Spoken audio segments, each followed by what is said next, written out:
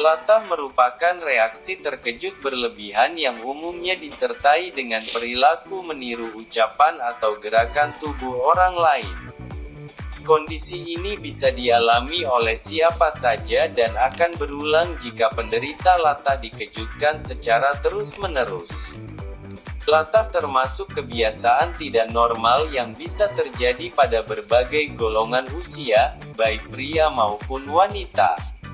Latah muncul saat seseorang dikejutkan oleh suatu hal, misalnya teriakan, guncangan, ataupun benda jatuh. Reaksi terkejut yang dialami penderita latah cenderung berlebihan dan umumnya disertai oleh salah satu perilaku berikut ini. Mengulang kata atau frasa yang diucapkan orang lain atau ekolalia. Mengulang gerak tubuh orang lain atau ekopraksia. Mengucapkan kata-kata kotor atau tidak senonoh atau koprolalia.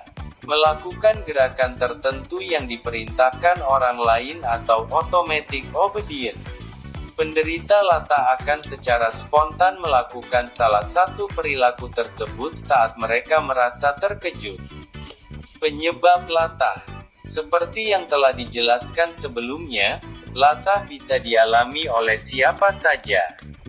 Anak-anak usia kurang dari 1-3 tahun bisa mengalami latah ekolalia atau ekopraksia saat mereka sedang belajar berbicara dan mengenal lingkungan sekitar mereka. Namun, latah patut diwaspadai jika masih terjadi pada anak berusia lebih dari 3 tahun. Hal tersebut bisa menjadi gejala autisme. Sementara itu, pada orang dewasa, latah biasanya disebabkan oleh perasaan tertekan, takut, atau cemas.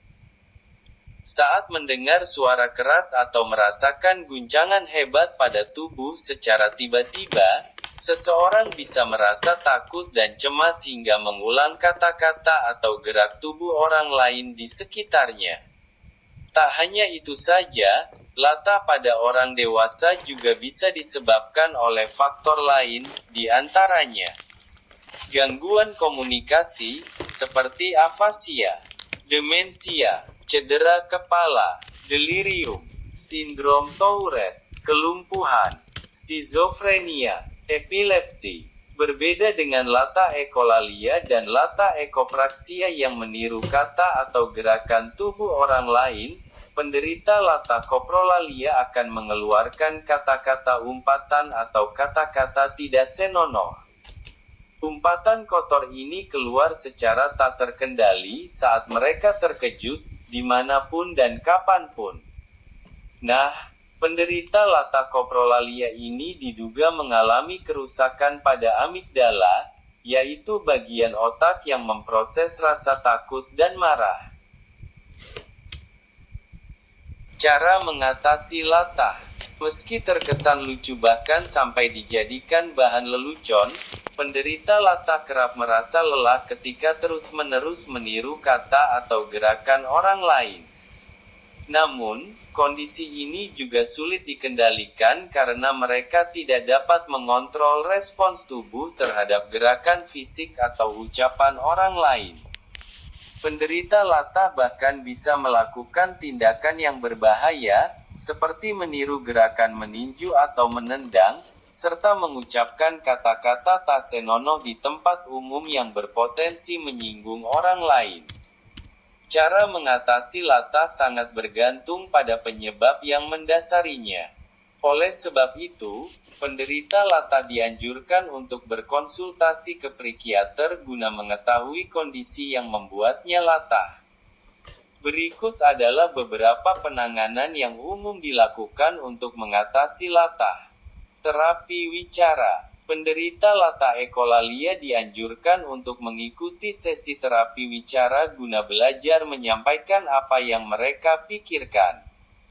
Terapis nantinya juga akan mengidentifikasi penyebab latah, lalu mencoba memahami mengapa penderita latah selalu mengulangi kata-kata orang lain saat merasa terkejut.